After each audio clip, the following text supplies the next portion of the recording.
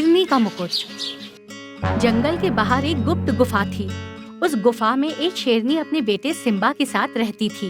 शेरनी अपने बेटे को बहुत प्यार करती थी और उसे गुफा से बाहर बहुत कम ही जाने देती थी। छोटे मोटे पक्षी का शिकार करके ही वो दोनों अपना पेट भरते थे। धीरे धीरे समय बीत रहा था। सिम्बा आसपास के जानवरों के साथ खेलता कूदता बड़ा हो रहा था। एक दिन शेरनी शिकार के लिए गई थी। तभी सिम्बा खेलते खेलते गुफा के अंदर एक चट्टान के पीछे छुप जाता है। तभी सिम्बा को वहाँ पर एक चमकती हुई सी चीज दिखाई देती है। सिम्बा उसे उलट पलट कर देखने लगता है। तभी शेरनी वहाँ आ जाती है। सिम्बा, मैंने तुम्हें चट्टान के पास आने के लिए मना किया था ना?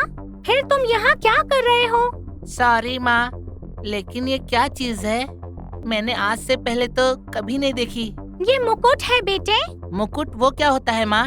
और आपने इसे छिपाकर क्यों रखा है माँ? बेटा, ये मुकुट शाही परिवार की शान होती है। सिर्फ राजा या रानी ही इसे पहन सकते हैं। तुम्हारे पापा ने मुझे ये मुकुट पहनाया था। तो क्या पापा और आप राजा रानी थे? माँ, आपने तो मुझे कभी भी नहीं बताया कि आप रानी हो। फिर हम इस तरह छिपकर यहाँ पर क्यों रहते हैं माँ? बहुत लंबी कहानी है बेटा। तुम्हारे पापा शेर सिंह चंपक वन के राजा थे। वो एक बहुत ही अच्छे राजा थे। वो अपनी प्रजा को बहुत प्यार करते थे। उन्होंने कभी किसी जानवर को सताया नहीं, बस बूढ़े और बीमार जानवरों का ही शिकार करके अपना पेट भरते थे। जंगल का हर जानवर उनका बहुत सम्मान करता था, लेकिन कोई था जिसे उनकी ये अच्छाइयाँ दिखाई नहीं देती थी। तुम्हारे पापा का छोटा भाई उनसे बहुत जलता था। वो चाहता था कि चंपक वन पर वही राज करे, इसीलिए उसने षड्यंत्र रचा। एक दिन तुम्हारे चाचा सिंघम हांफते हुए हमारी शाही गुफा में आए। क्या बात है सिंघम, इतने घबराए हुए क्यों हो तुम? बाघों ने बगावत कर दी है शेर सिंह। वो कह रहे हैं कि नदी के उस पार का हिस्सा अगर उन्हें नहीं मिला तो हमारे छोटे बच्चों को वो छोड़ेंगे नहीं। मेरे बेटे को उन्होंने चारों ओर से घेर के रखा है। लगता है आज वो उसे मार डालेंगे। बाघ शायद इस बात को भूल गए हैं कि जंगल पर राज शेर का चलता है, बाघ का नहीं। राष्ट्रीय पशु क्या बन गए? ये बाघ तो अपनी औकात ही भूल गए हैं। आज इनको याद दिलाना होगा कि शेर शेर होता है और बाघ बाघ। इतना कहकर शेर सिंह गुस्से में दहाड़ता हुआ नदी की तरफ बढ़ जाता है। सिंघम के तीनों बेटे नदी के किनारे घात लगाए बैठे थे। जैसे ही शेर सिंह नदी के किनारे पहुंचता है, वो तीनों उस पर हमला कर देते हैं। शेर सिंह बहुत बहादुरी से लड़ता है, लेकिन तभी पीछे से सिंघम उस पर हमला कर देता है और एक ही झटके में शेर सिंह जाकर चट्टान से टकरा जाता है। घायल हो चुके राजा शेर सिंह पर वो चारों टूट पड़ते हैं और कुछ ही देर में शेर सिंह की मौत हो जाती है। शेर सिंह को मारने के बाद वो चारों हमारी गुफा की तरफ बढ़ने लगे। उनका अगला निशाना हम दोनों थे। शायद शेर सिंह की अच्छाई काम आ गई और सही समय पर उनके वफादार कौवे ने आकर मुझे सारा सच बता दिया। मैं उसी पल तुम्हें लेकर जंगल से भाग निकली। कई दिनों तक भूखे प्यासे रहकर छिपते छिपाते किसी तरह मैं इस जंगल में आ पहुंची और एक सुरक्षित स्थान देखकर तुम्हें यहाँ पर छुपा दिया। कोई हमें पहचान ना पाए, इसीलिए मैंने अपना ये मुकुट हमेशा के लिए चट्टान के पीछे रख दिया था। सिंघम के डर से मैंने तुम्हें हमेशा इस गुफा में रखा और बाहर तुम्हें निकलने तक नहीं दिया। पिताजी के साथ इतना बड़ा षड्यंत्र रचा गया था और हम यहाँ पर छिपकर बैठे हुए हैं।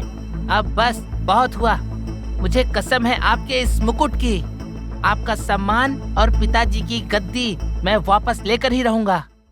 नहीं नहीं बेटा, वो लोग बहुत शातिर और खतरनाक है। मैं नहीं चाहती कि जो तुम्हारे पिता के साथ हुआ वो तुम्हारे साथ भी हो। पिताजी की अच्छाई ने ही उन्हें मरवा दिया माँ, लेकिन मैं उन चारों को उनकी असली जगह दिखाकर ही रहूंगा। अपनी परवरिश और पिताजी के खून पर भरोसा रखो माँ। शेरनी से आशीर्वाद लेकर सिम्बा चंपक वन की ओर आगे बढ़ गया। पीछे पीछे शेरनी भी सिम्बा के साथ चल पड़ी। कई दिनों की यात्रा के बाद सिम्बा चंपक वन पहुंच गया था। प्यास से उसका गला सूखा जा रहा था। पानी पीने के लिए वो नदी की ओर बढ़ गया। पानी पीते समय उसने देखा कि चाचा सिंघम का बेटा चिंटू शेर गर्भवती हिरनी पर हमला कर रहा है। सिम्बा दहाड़ता हुआ वहाँ जा पहुँचा और उसने चिंटू शेर को ललकारा। रुक जाओ, ये हिरनी पेट से है, इसे तुम नहीं मार सकते। अपने सामने किसी बाहरी शेर को खड़ा देखकर चिंटू बहुत गुस्से में आ जाता है। कौन है तू? ये मेरा शिकार है, मेरा रास्ता छोड़ दे, नहीं तो तेरा अंजाम बहुत बुरा होगा। ये हिरनी गर्भवती है और जंगल के कानून के हिसाब से गर्भवती जानवर का शिकार नहीं किया जाता है। तू मुझे कानून सिखाएगा? ये जंगल मेरे बाप का है और यहाँ पर जो हमारी मर्जी होती है वही इस जंगल का कानून होता है। चिंटू की बात सुनकर सिम्बा पूरी ताकत लगाकर जोर से दहाड़ता। उसकी दहाड़ सुनकर जंगल के सभी पशु पक्षी अपने अपने घर से निकलकर वहाँ चले आते हैं। शेर सिंह, ये तो शेर सिंह की दहाड़ है। बिल्कुल वही रूप, रंग, वही आवाज और सोच भी बिल्कुल हमारे शेर सिंह जैसी। कौन है ये? शेर सिंह तो बरसों पहले मारा गया था, फिर ये कौन है? सिम्बा, ये हमारा महाराज सिम्बा है। ये जंगल तेरे बाप का है, तो मेरी आवाज से कैसे इस जंगल के सारे जानवर निकल के यहाँ पर आ गए? सिम्बा हूँ मैं, शेर सिंह का बेटा और चंपक वन का इकलौता वारिस सिम्बा। अब ये जंगल और यहाँ की राजगद्दी मेरी है। इतना कहकर सिम्बा चिंटू के ऊपर हमला कर देता है। चिंटू गंभीर रूप से घायल हो जाता है और अपनी जान बचाकर वहाँ से भाग जाता है। मेरे पिताजी के साथ जो अन्याय हुआ है उसका बदला लेने के लिए मैं वापस आ गया हूँ। अब आप सबको घबराने की कोई जरूरत नहीं है। अब से इस जंगल में ऐसा कोई भी कार्य नहीं होगा जो इस जंगल के कानून से विरुद्ध होगा। लेकिन कोई भी लड़ाई हो वो सैनिकों के बिना नहीं जीती जा सकती। तो क्या आप सब लोग मेरा साथ देंगे? बनेंगे मेरी सेना के सिपाही? हमने इतने बरसों में इस दुष्ट राजा के बहुत अत्याचार सहे हैं। इन चारों ने मिलकर हमारे जंगल का सत्यानाश कर दिया। ये जब चाहे जिसका चाहे शिकार कर लेते हैं, जानवरों से मनमाना टैक्स वसूल करते हैं और जब मन चाहता है किसी को भी जंगल से बाहर निकाल देते हैं।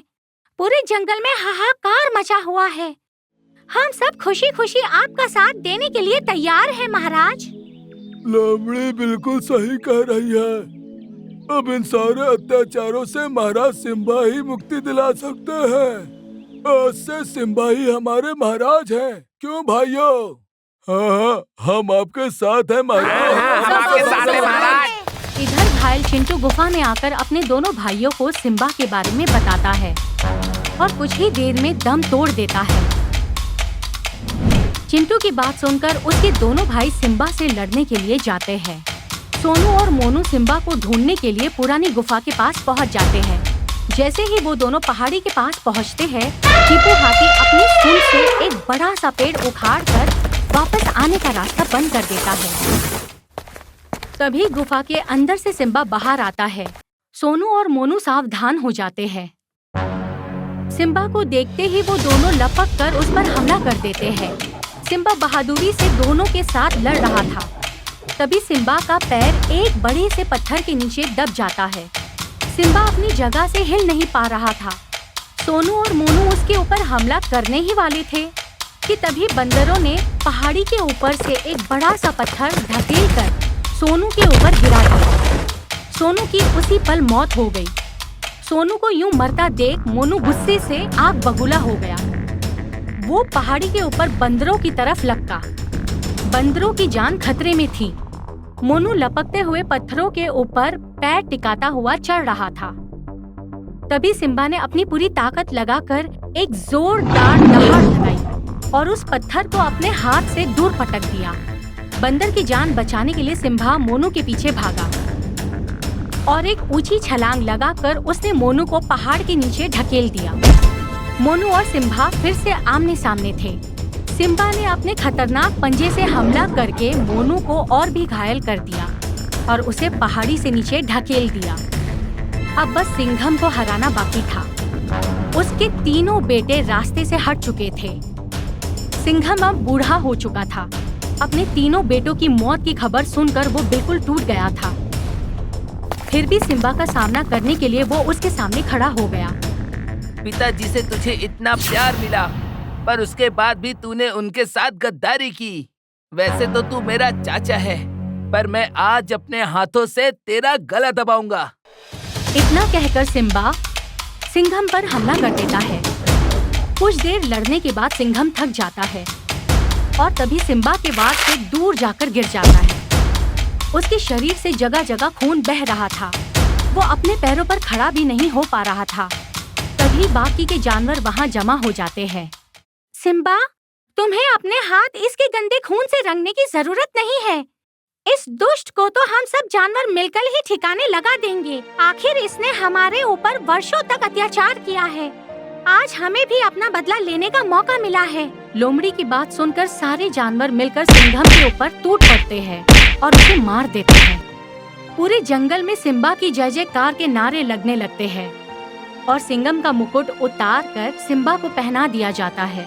तभी शेरनी वहाँ आ जाती है। सिम्बा अपना मुकुट शेरनी के पैरों में ले जाकर रख देता है। माँ, ये मुकुट आपकी अमानत है। मैंने कसम खाई थी कि आपका सम्मान और राज्य मैं आपको वापस दिलवा के ही रहूंगा, और आज मेरी कसम पूरी हो गई माँ। बस अब मुझे कुछ और नहीं चाहिए।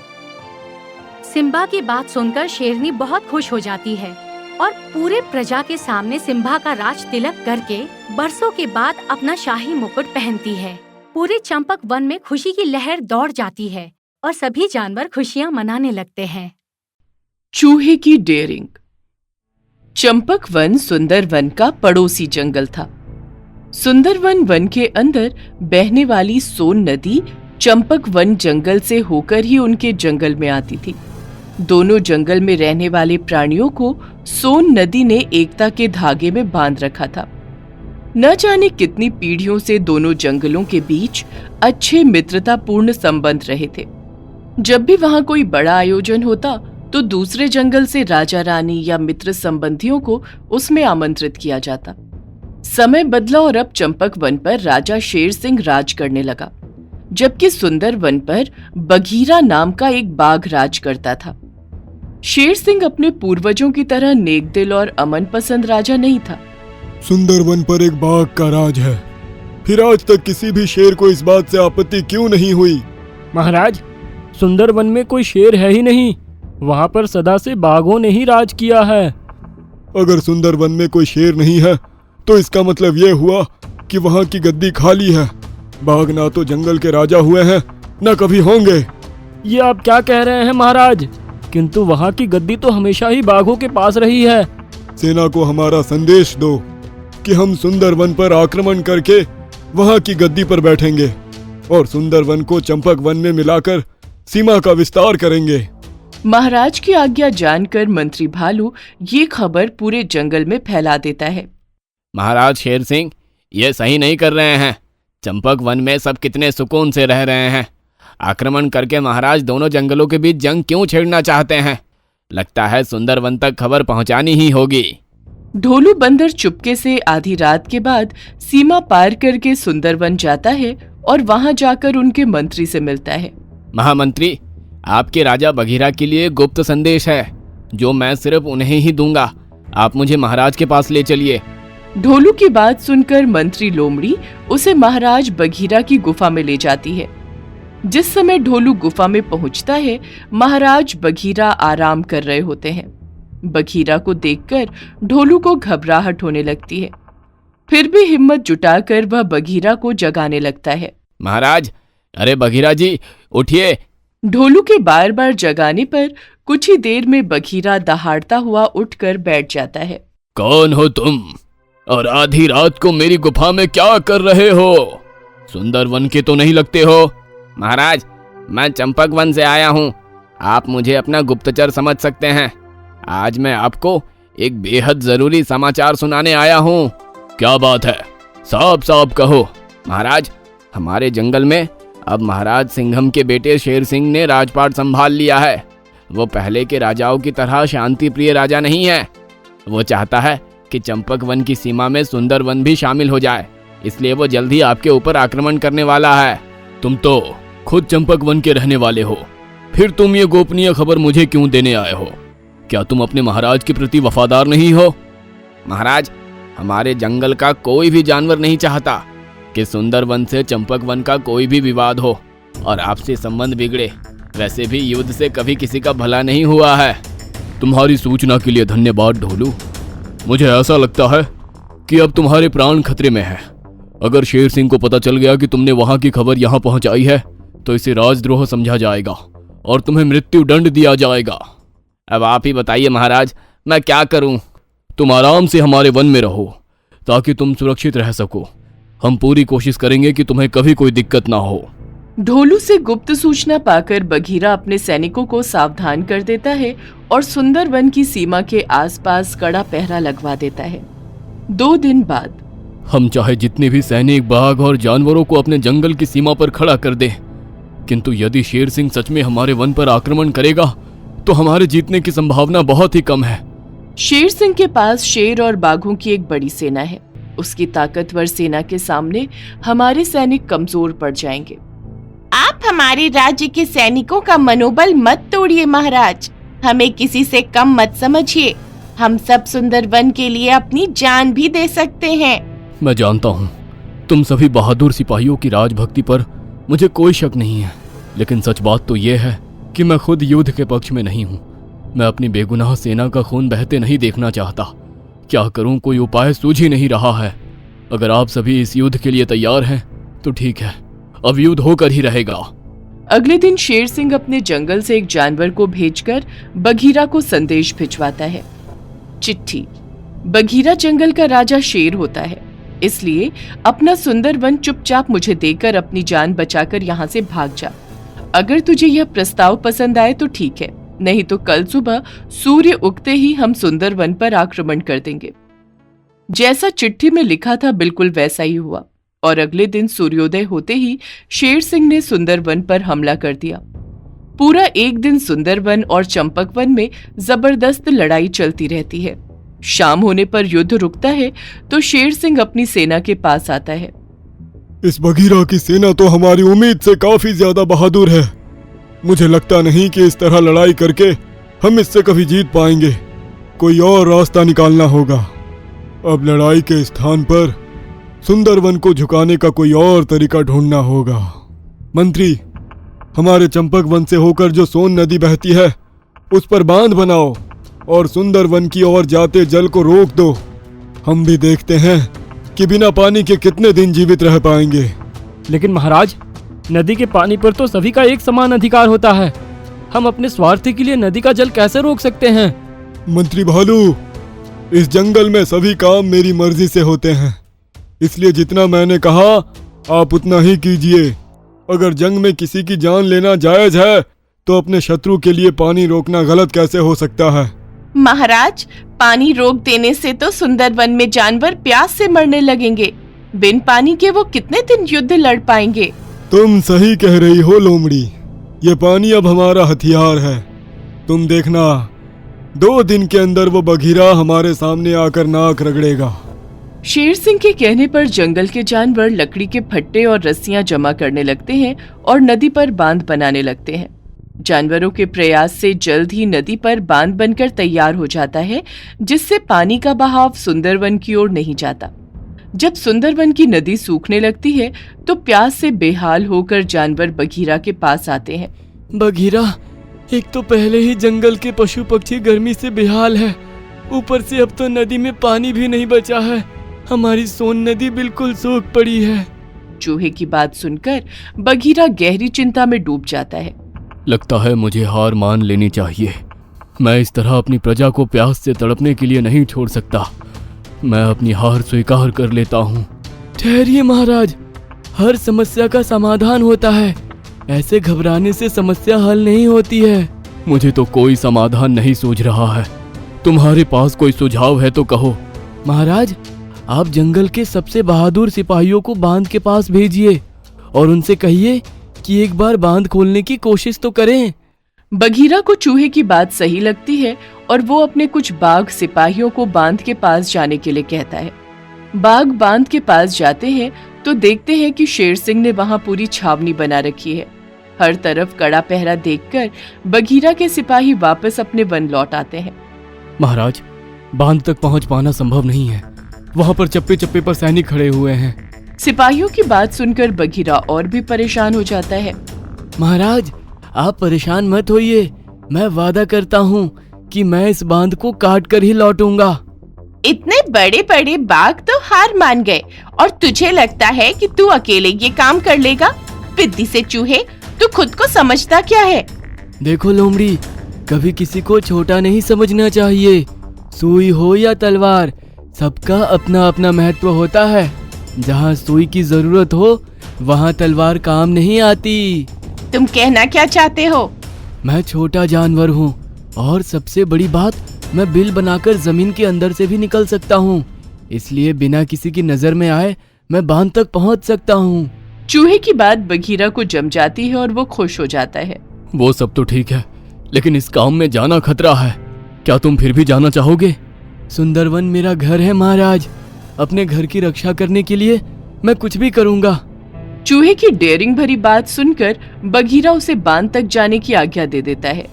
चूहा बड़ी चालाकी से जमीन के अंदर से सुरंग बनाकर बांध तक पहुंच जाता है और वहां जाकर सबकी नजर से बचते हुए एक एक करके अपने पैने दांतों से सारी रस्सियां कुतरने लगता है। कई घंटों की मेहनत के बाद अंत में बांध पर लगी रस्सियां टूटने लगती हैं, जिससे धीरे धीरे पानी सुंदरवन की ओर जाने लगता है। कुछ ही देर में चूहा सारी रस्सियां काट देता है, जिससे बांध टूट जाता है। सुंदरवन तक पानी तो पहुंच जाता है, लेकिन चूहा अभी तक कहीं दिखाई नहीं दे रहा था। हम सबको चूहे से बहुत कुछ सीखना चाहिए। अपनी जान की परवाह ना करते हुए उसने आज हम सबके प्राणों की रक्षा की है।